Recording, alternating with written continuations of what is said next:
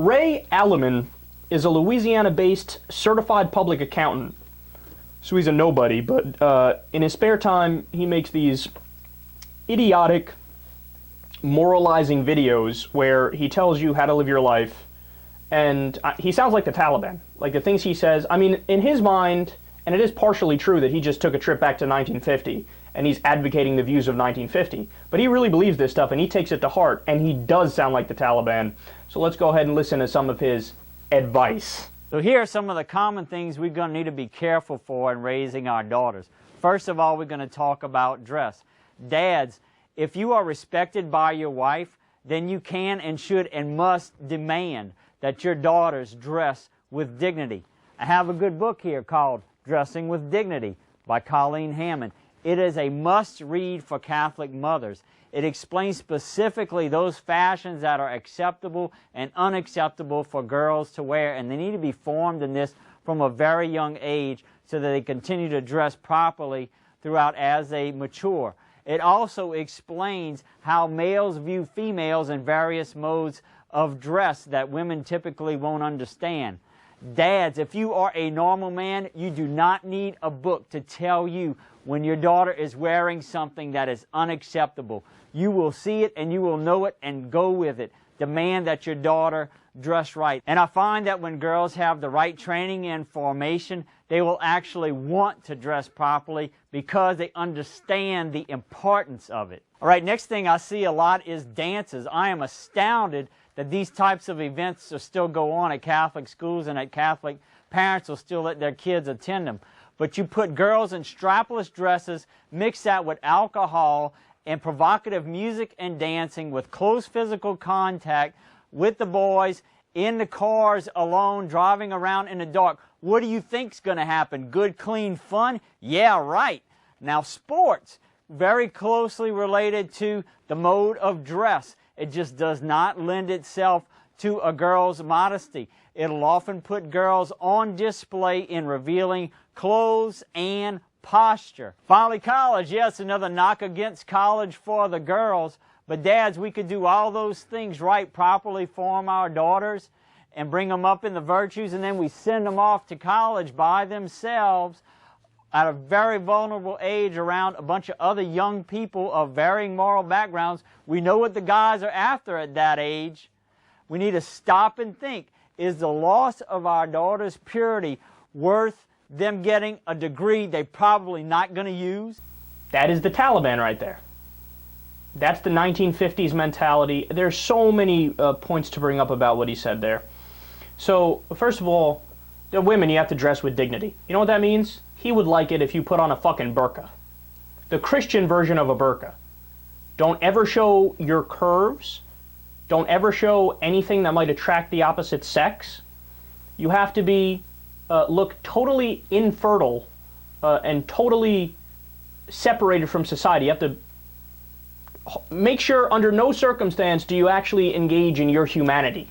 Your humanity being feeling human emotions, connecting with people, experiencing your life and your sexuality. Don't ever do that. Now, notice something. The entire conversation, all of his points, he's operating based off of a very simple principle. His principle is, I own you. Talking about his daughter, I'm sure he feels that way about his wife too. And that whole belief system is fundamentally ridiculous. Now look, I got no problem if up to a certain age you want to treat your daughter like your little girl and you want to make harsh rules for her and say, hey, look, I'm your father, here's the ground rules, here's what you can and cannot do in my house. Absolutely, but you have to do it within the guidelines of what makes sense. But you're saying, no, I own everything about you. The way you dress, the way you act, I'm going to tell you exactly how to live your life. And by the way, oftentimes when fathers act like that, what happens? The daughter rebels immediately. She goes off to college and she's, the one who's the most wild. And then, he's like, oh, well, read this great book which tells women how to dress and what men think of you when you dress a certain way. Who gives a fuck? Now imagine you said to him, well, here's a book written by women that tells you how you should dress based on what women think of how you dress. No, I don't want you to wear those khakis. You look like a little bitch. You look like the white version of fucking Urkel. Take off those khakis and go put on some ripped jeans and a leather jacket because that's what I want you to wear, right? He would say, oh my God, how dare you get involved in my life and question my integrity. Oh, but it's fine if you tell her what to wear. Funny how that works. Funny how there's a double standard there. It's fine when you do it, but if they do it to you, oh my God, it's an outrage. And then there were a couple lines in there that were super telling. He goes, train your girls properly. Like they're fucking Fido.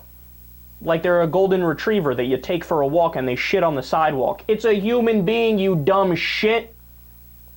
And then he actually said, well, I can't believe that dances still exist. Really, you can't believe that dances exist? That's pretty ridiculous. Dances aren't even promiscuous by their nature. There could be rather conservative dances. There could be moderate dances. Yes, there can be some explicit dances, but again, that's a part of life. That's a part of growing up. If you're 19 years old, 22 years old, of course you're going to have fun. Of course you're going to experiment. Of course you should dance. Look, the whole message behind what he's saying is don't be a human. Don't be a human. Don't have passions. Don't have feelings. Don't experience life. Just live in a fucking Christian Taliban bubble your entire life where I dictate everything that you do and I'm your master. Then he says, well, women can't play sports because they're dressed too, too whorish while they're playing sports. No, when women play sports, they look like men. They're sweaty and they're, focused on the sport. There's nothing sexual in nature about that, but it shows you where this guy's mind is at. He's the one who's horny every second of the day, so he puts that onto other people. Oh, you're dressed up in that soccer uniform. You're so hot. It's shorts and a fucking shirt. It's not like super sexual. What's wrong with you? But again, he's repressed. That's why he talks about these things like this. And then he says,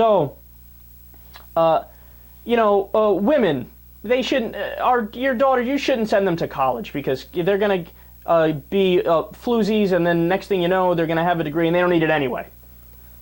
He operates under the principle that I run your life, I own your life. So it's not about what does she as an individual human being want for her life, what does she want to make of her life, what decision does she want to make. It's you shouldn't let her do X, Y, and Z because you own her ass and you call all the shots.